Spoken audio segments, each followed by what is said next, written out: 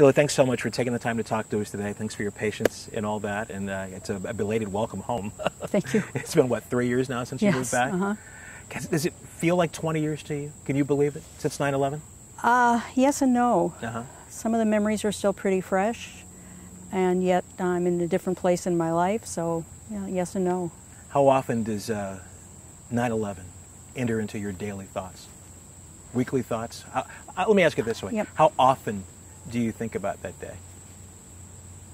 Well, that's a hard question. I think about it usually when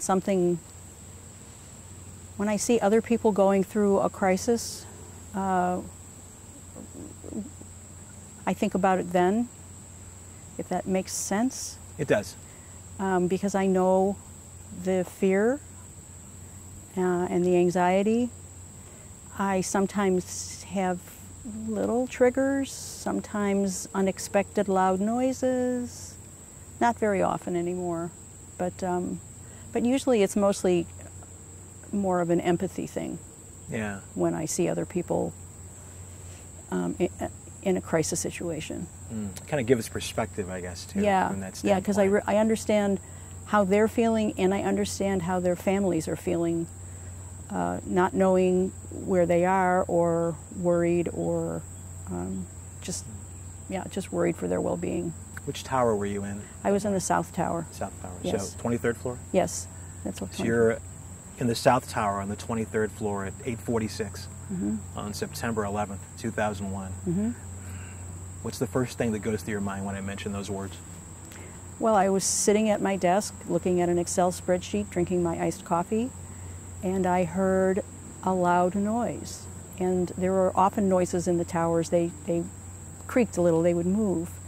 But this was a different type of noise. And so it was set up so that the offices were in the perimeter, on the perimeter with the windows, and I was in the center in a cubicle, and I stood up and I looked south over the cubicles through the window, and it was a beautiful blue sky, if you remember. Yeah. And I remember seeing papers floating down, and we didn't know what had happened.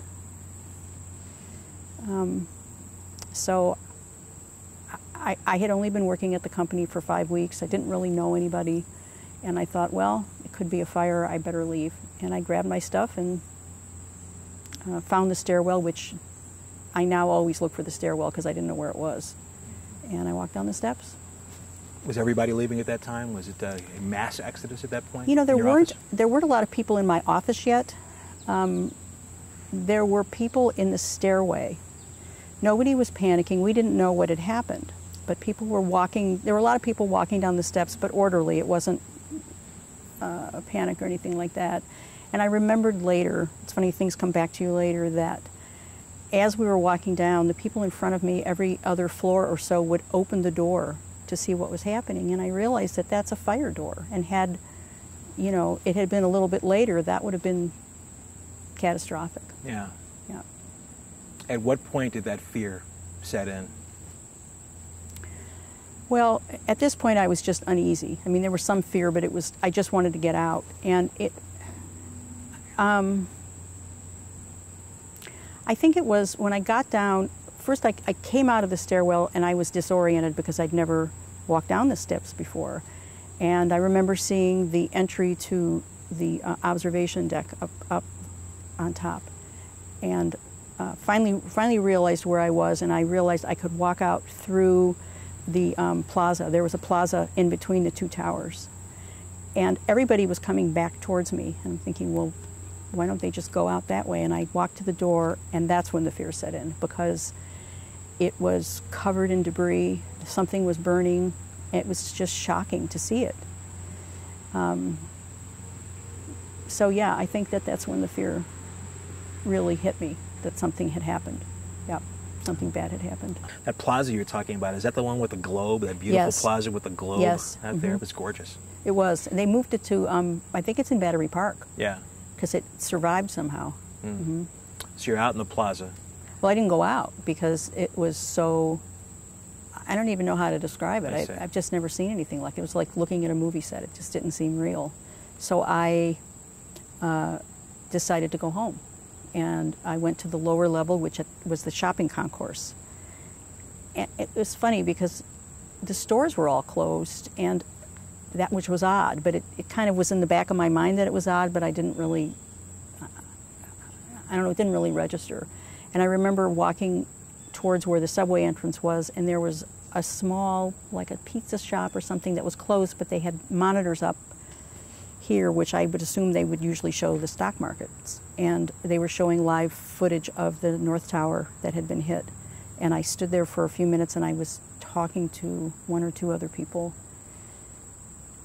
But I thought that the bad thing had happened. I thought that it had happened and it was done. So I thought that a lot during the course of the day. Yeah, sure, sure. Yeah, and so I turned to go to the subway, and that was the first time that I saw somebody from the building who said, "Come out this way," and I was on, what street was that? Was it Liberty? It ran perpendicular to Broadway. So whatever that street was, yeah. it was right next to the where the South Tower was. So I came out the door, and again, there's debris everywhere. Sorry. It's okay.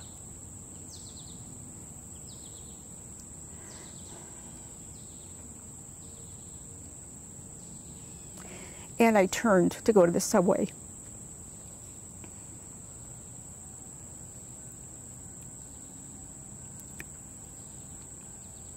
I usually can tell this story pretty well, but sorry. That's okay. Take your time. And I saw people standing on the corner, and they were looking up at the North Tower, and I stopped and turned and was looking there, and then something appeared here and went into the building, and the sky turned black, and there was debris all around me, and it's hard to believe that I didn't know it was an airplane, but honestly, I couldn't process it. And I remember looking at the North Tower and thinking, how did that cause that to happen? Like, I couldn't... I had no idea what had happened. I couldn't... I don't know. I described it later as looking like an MRI tube disappearing into the building. And I don't remember seeing the explosion. I don't remember hearing the sound, but I must have. And then I just turned and started running down the street and thought, I don't know what to do. And actually, this was the only time that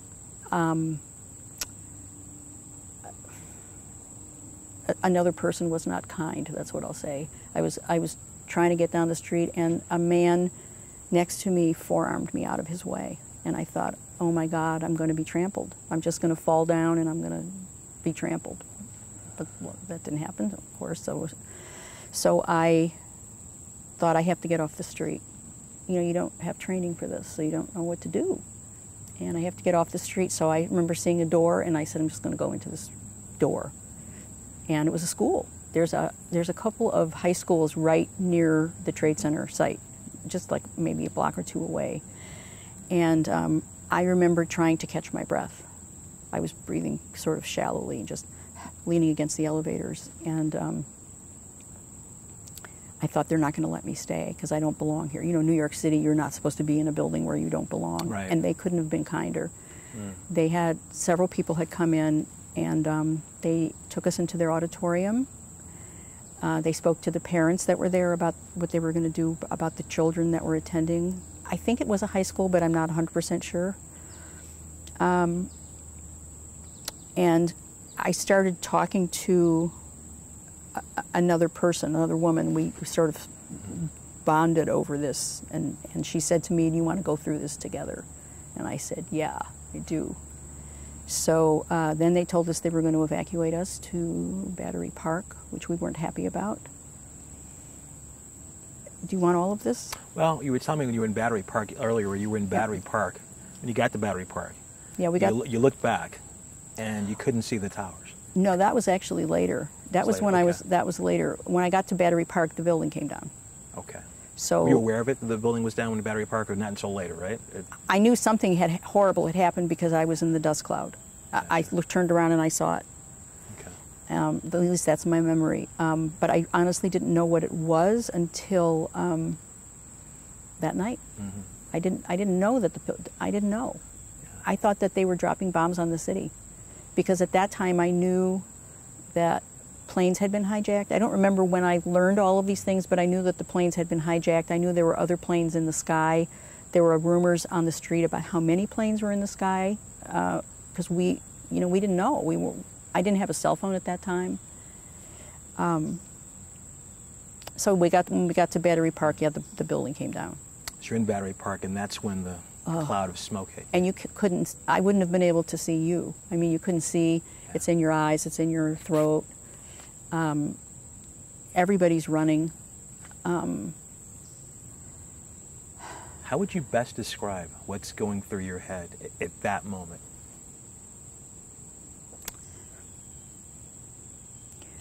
That I have no place to hide, that people with machine guns are going to come out from the mist or the smoke and shoot everybody. That's what I thought was going to happen. I thought that they were going to kill all of us. Because you thought that New York was under attack at that moment. I really did. Yeah. I really did. So that was, I have to say that might have been the worst part of the day, was just that not being able to see. I couldn't see where the water was. I couldn't see where the buildings were. I didn't. You're completely disoriented. Just, yeah, that was hard. You were telling me you made your way to the Manhattan Bridge. Yes. Right? So we started walking, and I kind of equate this to the Wizard of Oz, because the woman that I was with, we were walking along, and the smoke started to clear a bit, and we were walking up Water Street. It was Water Street. And there was a gentleman standing there in a three-piece suit with a briefcase, and he was a lawyer that had come in from D.C. He was supposed to take a deposition in Lower Manhattan, and we said, yeah, come with us. So he started walking with us, and we slowly walked up Water Street. We decided to go past the Brooklyn Bridge because we were afraid of the Brooklyn Bridge. I don't know why the Manhattan Bridge was any better, but that was our decision. So yeah, we walked to the Manhattan Bridge, and walked over the Manhattan Bridge, and we met another woman along the way who joined us. There were 4 of us. And I remember a couple of things. So walking up Water Street, people came out of their apartment buildings and set tables up with paper towels and water, and they were handing us wet towels so we could wipe the dust off, which was so kind. I remember the second tower came down when we were on Water Street, and it's like being battle worn or something, because when people started running, we just said, we just kept walking, because it was it's hard to explain, it was almost too much. Yeah.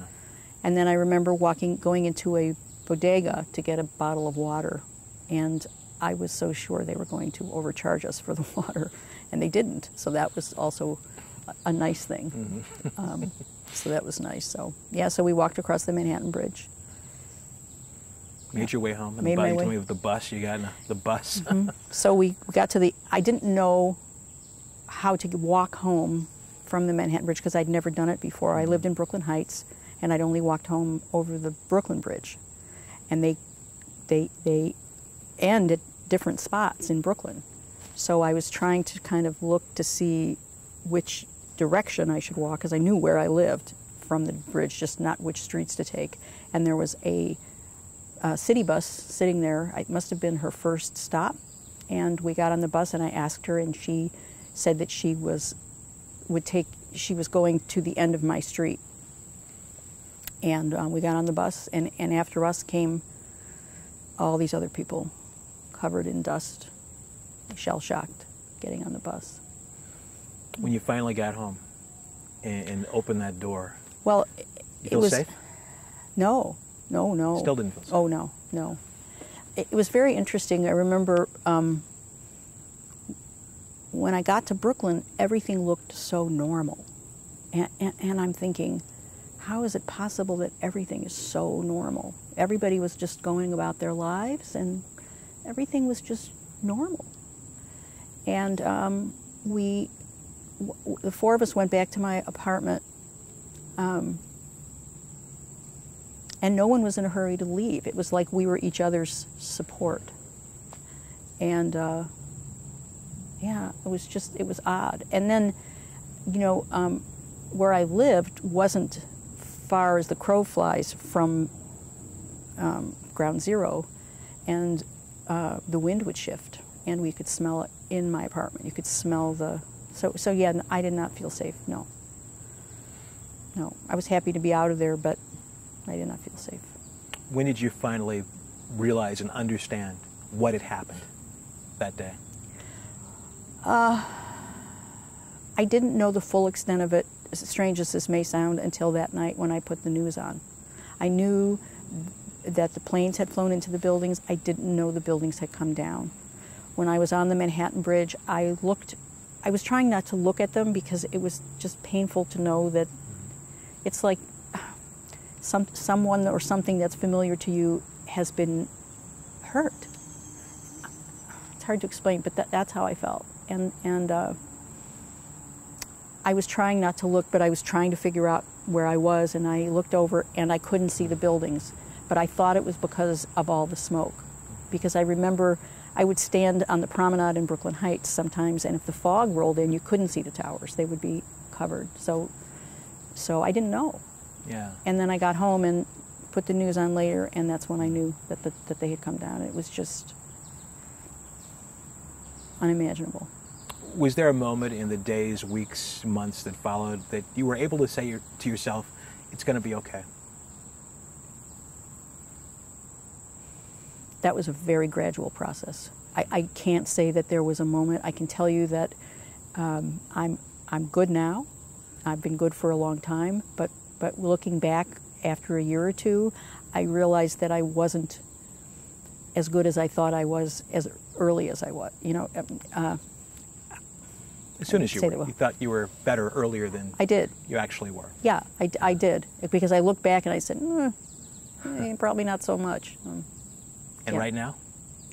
Pretty good. Yeah, pretty good. Yeah.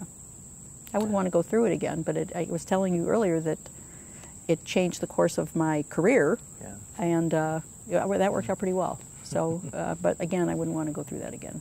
You stayed in New York. You just moved back, as we said, 3 years ago. So you stayed in New York another 17 years. Yeah.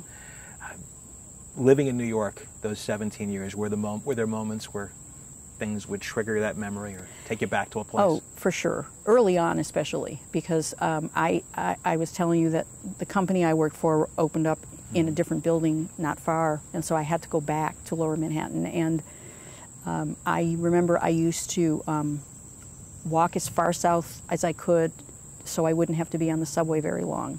And I remember walking down the street, and I heard a loud noise, and I saw people running, and I stopped in my tracks, froze. And what happened was the loud noise was a truck going over a sewer manhole cover, and the people running were just trying to make the light. So yeah, things like that. If someone took a flash photo and I wasn't expecting it, I would get startled. Not so much now, but motorcycle noise would startle me. Yeah. So that type of thing. Yep. Remember the blackout a few years later? Oh. What was the first thing you thought? That. Yeah. Oh, yeah, yeah. And I walked from 30th Street and 1st Avenue to 81st and Columbus, which is a very long walk. But that's exactly what I thought of. Actually, the clothes that I was wearing on 9/11, the blouse, I did not wear again until that day. Blackout day, yes. Which would have been, what, 5 or 6 years later? Yeah, I had it. 2 or 3 years later. Yeah, it was a couple years later. Yeah. And I said, it's just a piece of clothing. So I, it was washed and put it on. After that, trash. Gone. Yeah. I remember the blackout day. We all thought the same thing. Yep. Oh, they're coming to get they're coming sure. to get us again. Yeah. Certainly. Yeah. Actually, right after 9/11, the company that I was working for had some type of an off-site meeting. I don't remember what it was, but there was a terrible plane crash. Do you remember? It was in Long Island. Remember that it was? I think it was going. 800 East. No, that would have been before 9/11. Think of East Mauritius. No, it was bound for Colombia, maybe. I don't remember that. Yeah, it was a terrible plane crash, and we were all together, the people I worked with, when that happened, and so we all were pretty alarmed when that happened. Yeah. I think it came down in Queens or Long Island, in a residential area. Okay. Yeah, it was awful.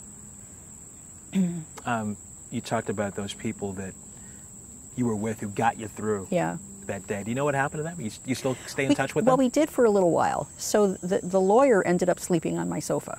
His wife was back in Washington. They just had a baby. He couldn't reach her. We weren't sure if there was transportation. So he didn't leave till the next day. But it was so good to have him there because we would sort of joke. Nothing appropriate that I can share. Because, Okay, fair enough. But it's kind of gallows humor, I guess. But we were just trying to get through. When he left, it was tough being by myself. And then the two women, we would get together once in a while. We would have dinner. I think at some point, you realize that the only thing that you have in common is not a good thing. So we have emailed a couple of times over the years. So, we're all connected in that way. Yeah. You mentioned the weather on that day. Beautiful. I remember it was a beautiful day, Yeah. a late summer day, Beautiful. kind of a little Christmas in the air. Gorgeous. Yeah. It's gorgeous. When those days come about now, does it take you back to that day? There are certain days when the sky is a certain shade of blue, and I call it September 11th blue. Yes. Not always, but there's this, it was a clear blue, beautiful sky. And when I see days like that, I say September 11th blue, yeah. I do the exact same thing, and Do I you call really? it that too. I call it a September 11th blue. Yep. Beautiful day. Beautiful. In You fact, think everything's going to be fantastic. oh yeah. Yeah. Nothing bad can happen on a day like this. Oh, for sure. And I can remember when I finally walked out of the dust cloud, I realized that the sun was out. And it was like, oh, I probably should put sunglasses on. I had forgotten because it was like walking through fog, I guess is the only way I can describe it. Except you had all this, Yeah. I don't know, it was unpleasant. Yeah. We're almost done. And you've touched on so many really personal things and obviously things that mean a lot to you, that are memories, and thank you for sharing those with us. We hear the term every September 11th, never forget. Never forget. Do you worry sometimes that people will forget? Well, I don't know if it's so much as forgetting as it not being relevant to them. I've heard people say, you have to move on. And interestingly, I'm going to age myself here, but I wasn't born terribly long after Pearl Harbor. I was born in the next decade, and more time has passed now than passed between Pearl Harbor and my birth, and this affects me so much, and I thought, wow, people must have still been really affected. You would think. Yeah. And when people tell you, you have to move on, what do you say to them? What can you say? I mean, really, what can you say? You react the way you react, and I have moved on. Yes. It's just, you have to remember the people whose families never found them. That really breaks my heart. And the people on the airplanes, a lot of people lost a lot that day. So, it honors them to remember. I try to watch when they have coverage every year and they read the names. I try to watch because I feel that I really owe it to them, because I was safe, and people should remember who they are.